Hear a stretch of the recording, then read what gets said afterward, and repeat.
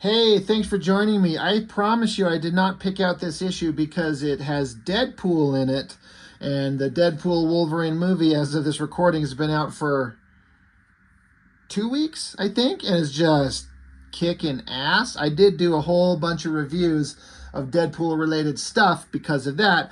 But it's more of just, I'm just ready to continue with X-Force. We're on issue 15, and X-Force is such a funny comic. It starts out, obviously we all know that Liefeld was the one who took control over New Mutants, started it as X-Force, introduced a bunch of new characters, got rid of a bunch of old characters, and was the face of a fresh new X-Team on X-Force that was incredibly popular. And even when Liefeld took off, I remember thinking at the time, just knowing, like, I was really invested in these characters, even though at the time I was kind of bummed out that Liefeld was leaving, because the stuff that he had brought to the table on this book had me legitimately interested.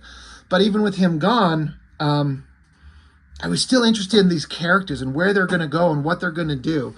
So last time we had the characters, I've talked about, there was the original, issues 1, 2, and 3, 4. I think it started with issue 4 or 5. It started a storyline that feels like it's only taken place over 3 or 4 days. And we're talking issue 5 up to issue 15, like over a year of comics. And it's the same, 4 days, it feels like. So much stuff has happened. The team gets attacked by the Brotherhood of Evil Mutants, I think it was, Toad and Blob and Sauron and all those characters. And then we were introduced to this character. He's an external. His name is Cruel. He was introduced in the last couple issues, some immortal ancient mutant something or other. He's super not interesting. But when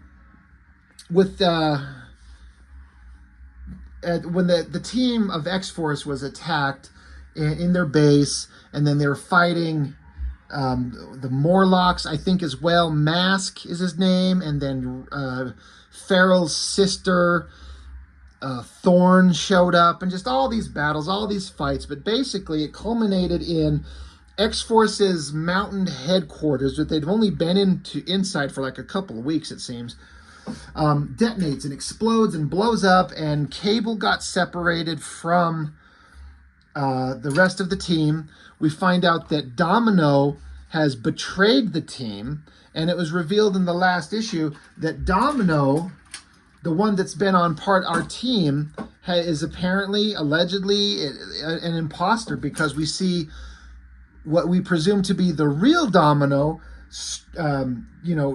imprisoned by this bad guy, Tolliver, I think it is.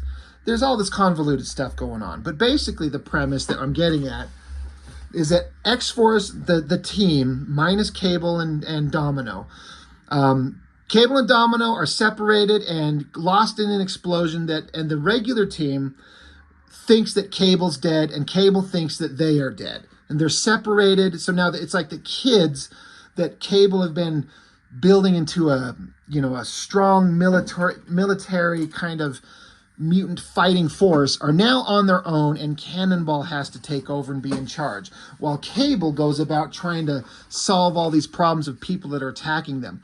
So X-Force stole a shield transport vessel, and that's what this character here is, busting through the glass of that transport vessel that X-Force team is on. That's what's going on here. He jumps in there, starting some shit, starts attacking everybody. Shatterstar taking off and chopping into everybody. Before I get ahead of myself, I got so lost in trying to recap the whole ridiculous story. Brand new penciler, Greg Capullo. I can't recall if I was aware of him at all before this. If at most I'd heard his name somewhere. I feel like when I think of Capullo, and the earliest work I can remember hearing him ever working on was a Quasar series. I'm sure there was more. I don't know. Greg Capullo has grown to be one of the most highly respected and talented artists working today. And but when he started on this book, I didn't really know who he was, and I wasn't exactly thrilled. And there's some things that I about his work that I wasn't impressed with to start with. But I will say, as he drew, as like even in this book, the more I kind of looked through the book, I started to appreciate certain things that he could do. And as he drew more and more issues, he became really, really good. And he's very different now from what he was here. He went on to draw Spawn for McFarlane forever. I did not enjoy those because Capullo's work, in my opinion, kind of changed to look like a McFarlane type style. And I didn't like that. I like McFarlane's work. I don't like Capullo trying to look like McFarlane, but it was more about that I got bored of Spawn. Anyway, the point being is that Capullo got started and he's taken over the book. I mean, it was Liefeld, and then Mike Mignola drew one issue, and then Mark Pacella drew a couple of issues. But now Capullo is the regular penciler, and Capullo is not interested in doing as much the same kind of like big, ridiculous splash page glory shots that Liefeld would used to do on this book. Though he still will get versions of that in there like this.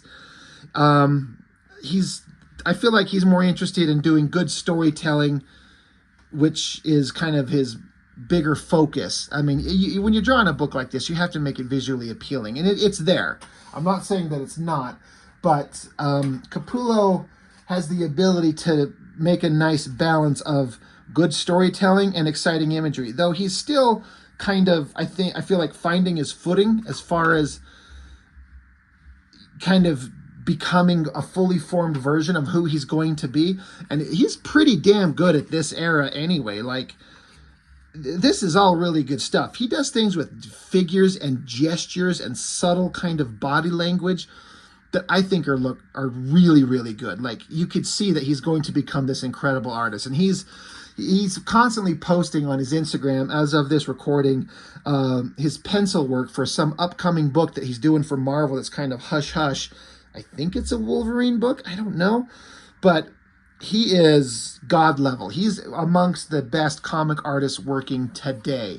But you can see that he was still rough here, but he clearly had something that was going to get really good really fast. Anyway, this stupid, cruel guy attacks the team.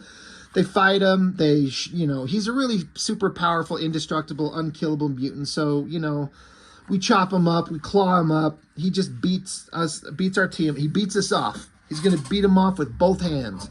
That's how good Cruel is. You can tell he's awesome because he's got a braid that starts being attached at the top of his forehead and then comes back behind his head and has like a mace spiked ball hanging off the end of it. So stupid. This panel right here, the subtle gestures of that figure as he's just flinging Shatterstar and Feral off of him, that is awesome. And then I like this panel, this angle, this low angle shot looking up.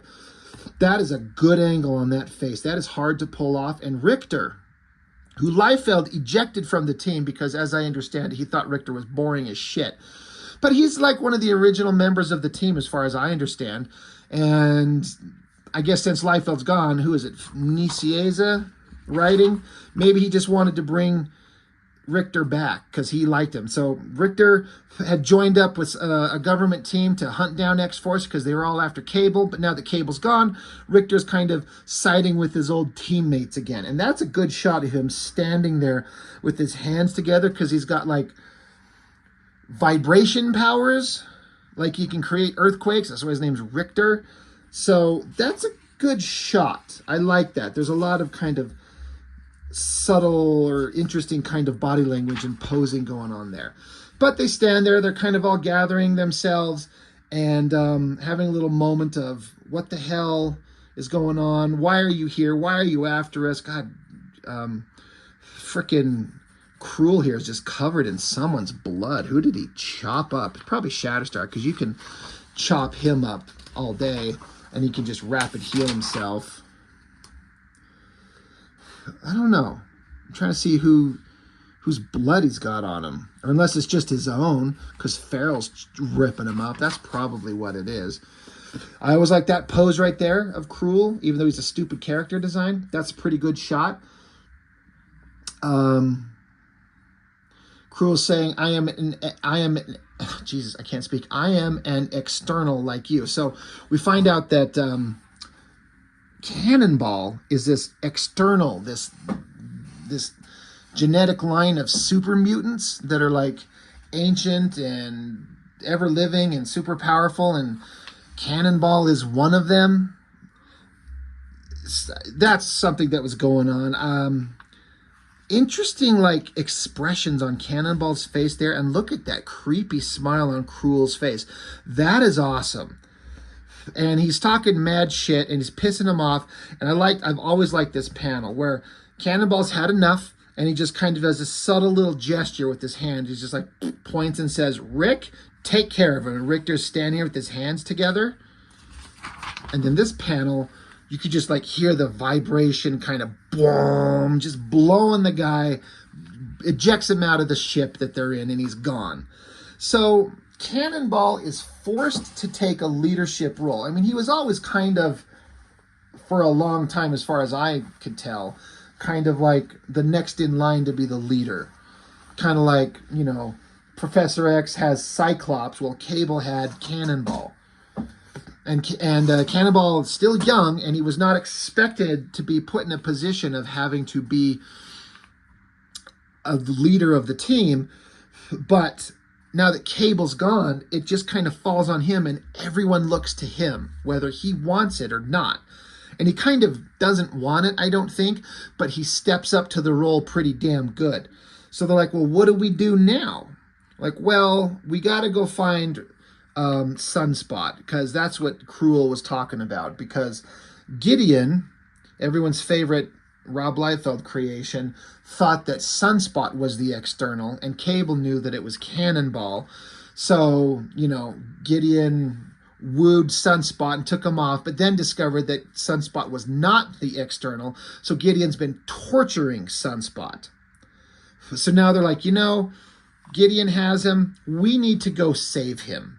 And so they're like, all right, well, you know, Warpath saying with Cable dead, or with Cable gone, maybe dead, with no home to call our own, we are all we have left. Like, we lost our leader, we lost our home, the only thing we have left is each other. Shatterstar's like, so a fight for one is a fight for all. So they're like, all right, let's go to this place where Gideon's at. We're going to go save our homie, our, you know, because Sunspot's been part of the New Mutants since, I think, day one. So, you know, they're like, you know what? He's in a bad place. He left of his own accord, but he didn't know what he was getting into. He's in trouble. We're going to go save him. I like that. Back to where the last issue ended. Cable, you know, after their base got exploded, he got his face ripped off like 6 issues ago or something. It feels like, I don't know the exact number, but it feels like forever. He's been running around with this half-robotic face forever. And he found out that Domino is not really, that she was betraying the team. He didn't know that she was like an infiltrator. He didn't know that the real Domino back here was captured. So Cable's super pissed at Domino, just thinking that his longtime friend has betrayed him. But she knew where to go to find Tolliver. This guy's always a shadowy face in this Indiana Jones hat. And Cable's like, take me to him. You know where he's at. Let's go now. They get here. And this girl, whose name is Vanessa, which should be a name that people recognize from the Deadpool movies, she's the one who's been impersonating the real Domino. And they get there, and Vanessa's like, oh my God, I didn't know that the real Domino was actually here. I didn't know. And then she gets stabbed or shot in the back. And at the end of the last issue, it was Deadpool. He shows up. There he is, one of his earliest appearances, you know, amongst his first 3 or 4 or 5 appearances. You know, Deadpool is still a relatively new character at this time, and he was super popular. A lot of people seem to want to be debating that these days, whether or not Deadpool was popular in his early showings, and he absolutely was. He wasn't the fully formed version that he would become, but he was still popular. But Deadpool versus Cable.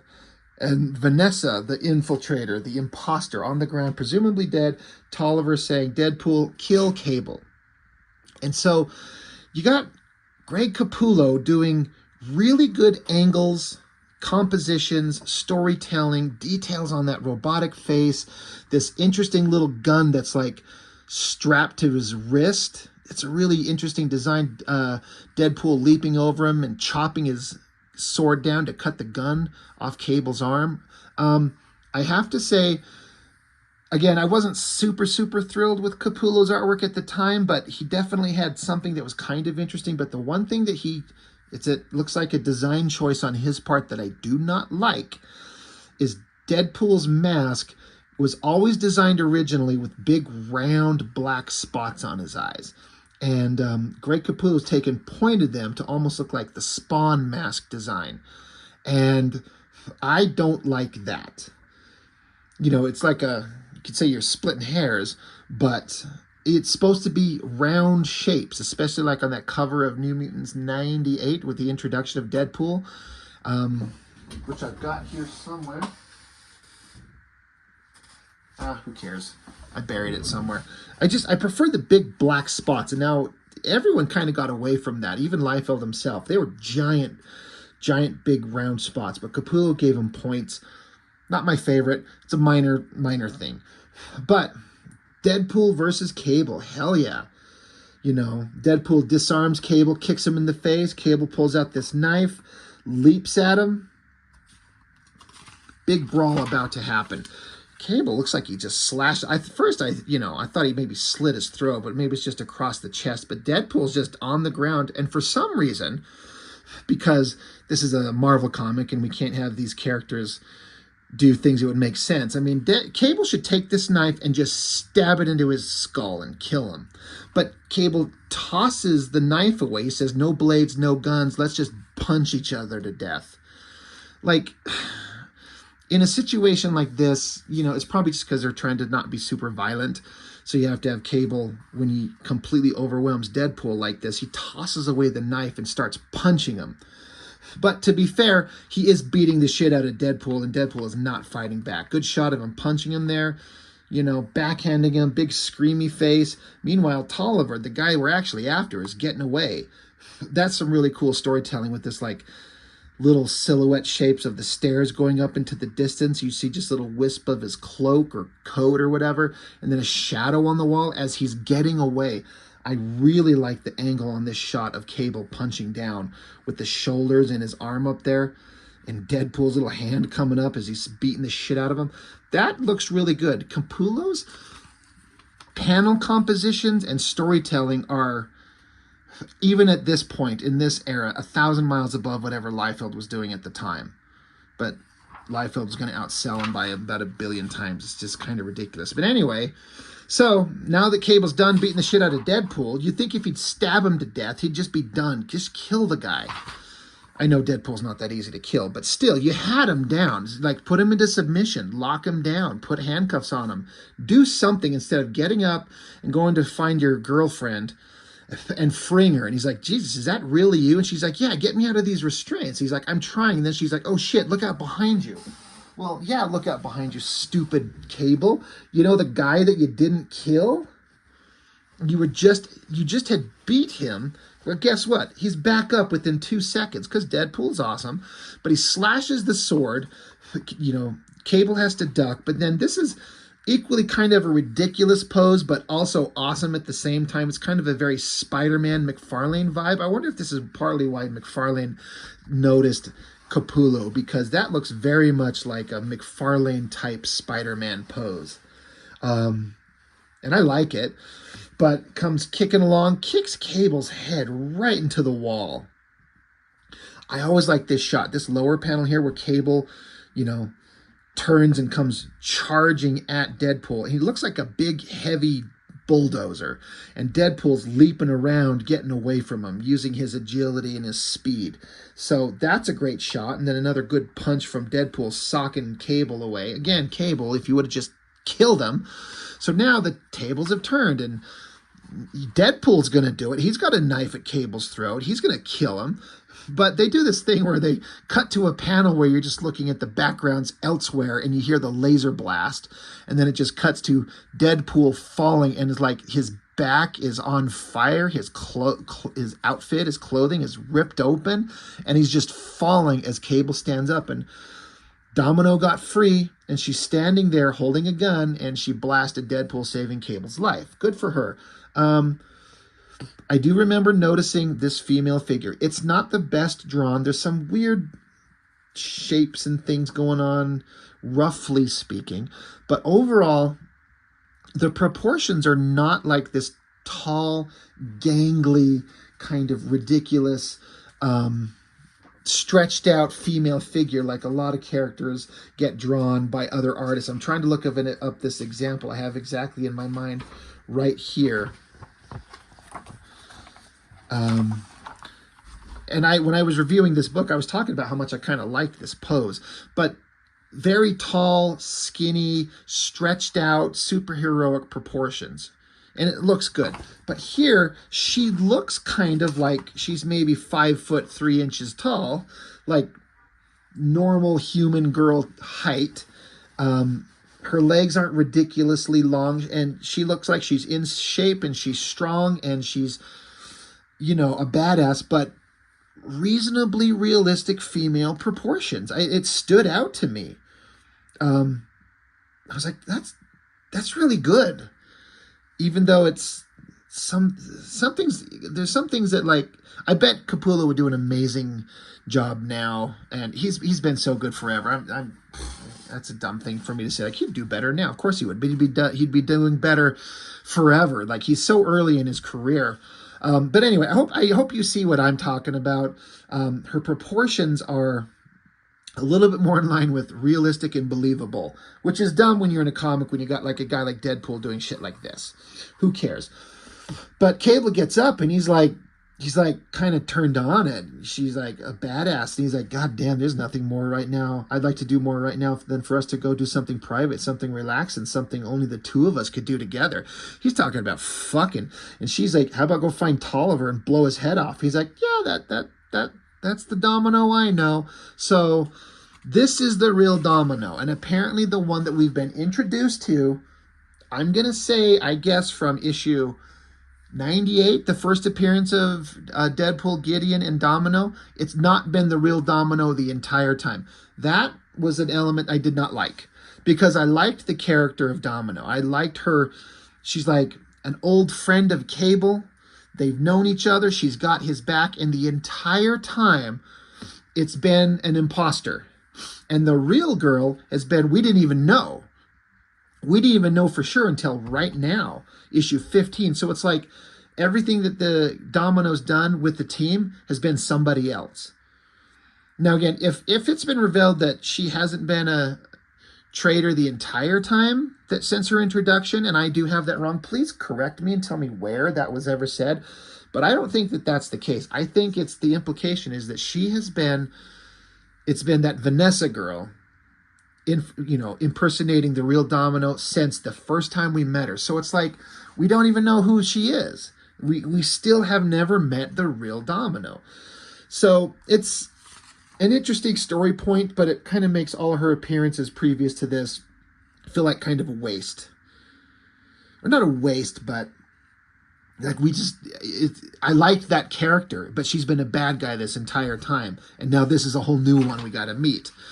Anyway, back with the regular team. They're on this ridiculous shield vessel that they stole, sitting around a table, having a communication with Gideon.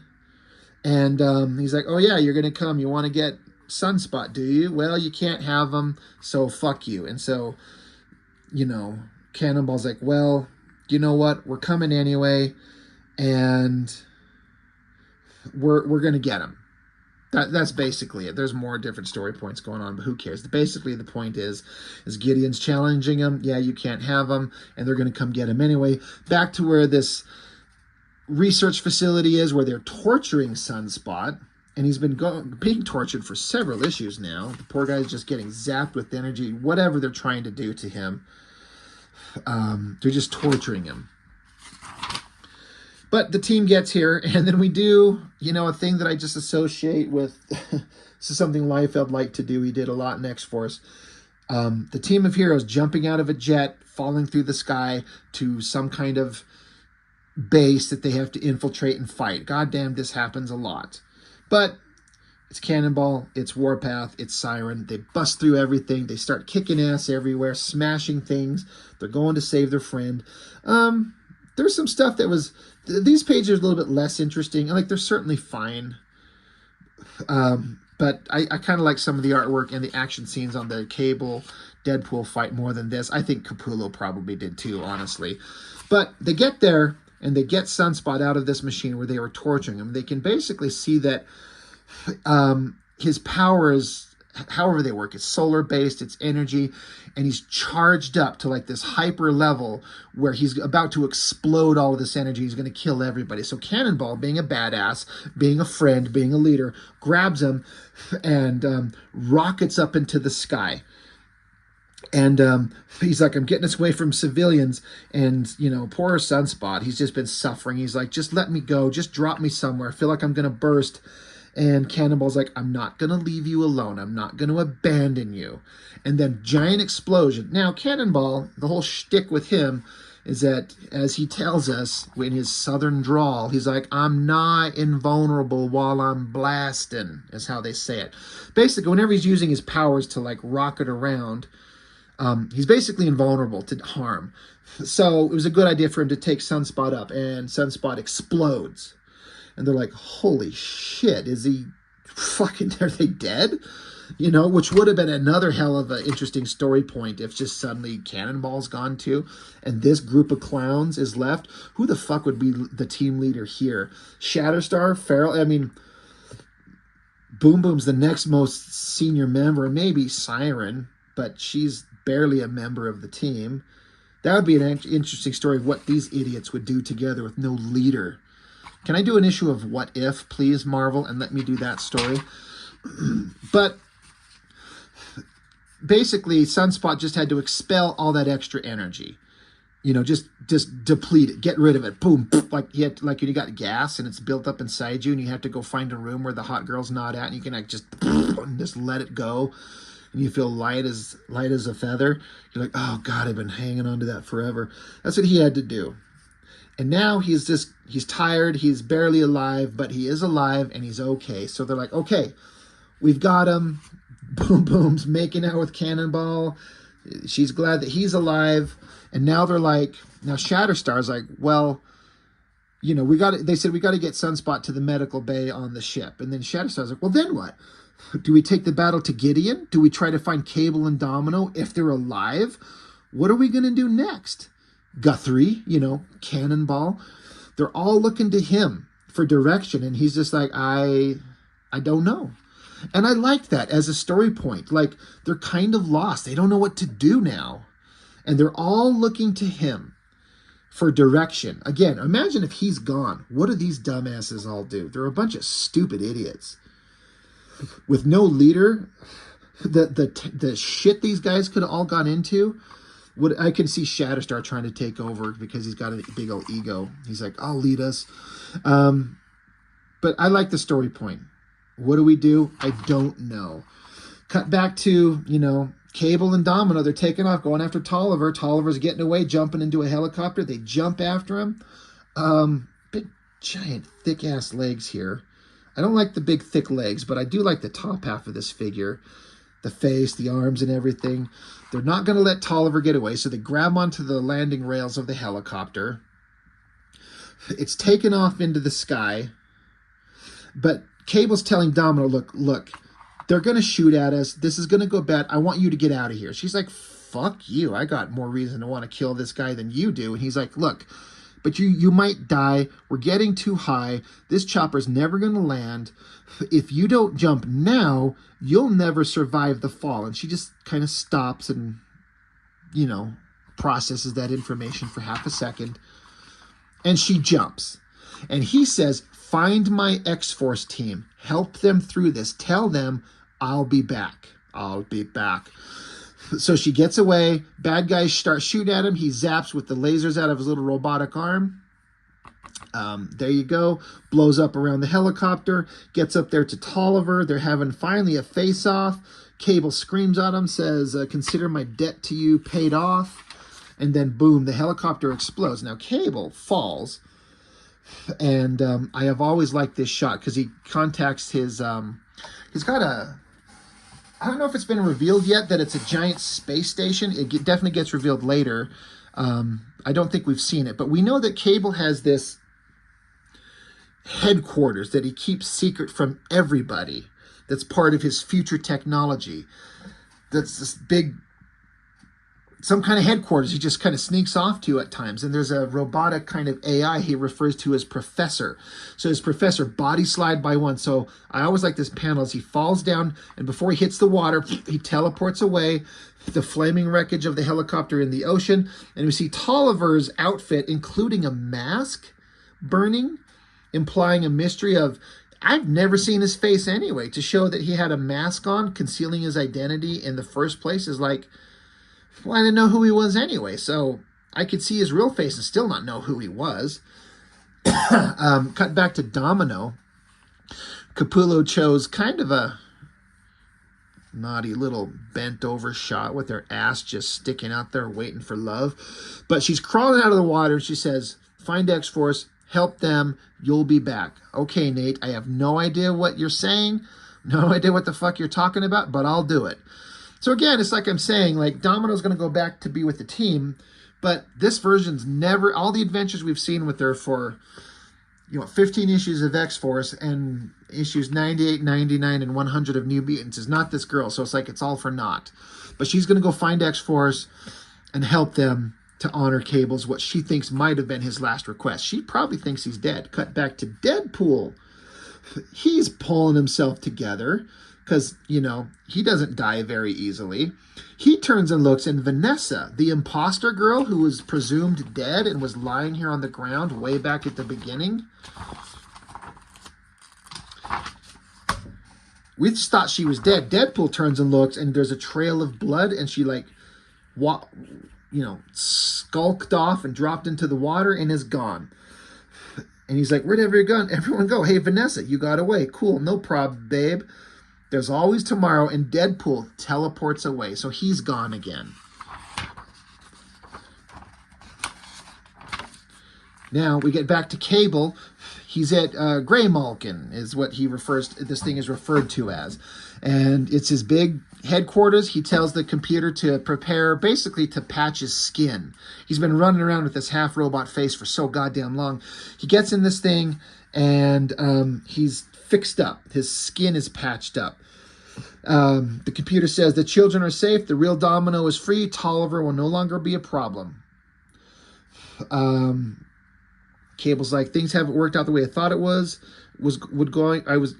things haven't worked out the way I thought that it would. He says it's time for me to stop being the prey and for the hunt to begin. Now, I think what he's talking about is the hunt for Strife, which has been one of his ultimate goals. That and Apocalypse. Apocalypse is the villain from his future, and Strife is the clone of him. There's a lot that's been built up, and we're like, certain story points, all this shit that's been going on since X-Force number 5, I think it is, that shit is finally done. The story is over. The characters are moving on. It's like we're leaving Liefeld behind 100%. Everything that's kind of been set up, all the story points kind of set up by Liefeld are now done. It's over, and it's time for this team to go off in a new direction and new things to happen. And we get back to the regular X-Force team. They're at the devastated, destroyed reservation camp that Warpath's family is from. And they're like, well, we can hide out here and plan our next move until we know what else to do. Sunspot saying, hey, I'm feeling better. I would love to be part of the team again if you'll have me. And they're like, okay, of course. And so Warpath's like, well, what are we going to do? We've made it through today, but what are we going to do about tomorrow? And Cannonball just says, what we've been doing all along, Jimmy, whatever it takes to survive. So this is kind of what I was saying. Past storylines are done, and we're on to new things, new ways, new characters, not new characters, but new character stories. new plots to start. And what they talk about here is they said, you must read Uncanny X-Men 294, X-Factor 84, X-Men 14 before rejoining us here next month, because the Mighty Marvel Mutant crossover has begun. It is the dawn of the Executioner's Song. And that gets into some interesting stuff, because the team, as far as everyone knows, is that Cable is dead. And the Executioner's Song is a big crossover that I seem to remember enjoying quite a lot. And we're going to be getting into that. And it also tells you to go and check out the Cable miniseries. Check out Cable's Quest for the Truth in Cable #1, a 2-part limited series on sale soon.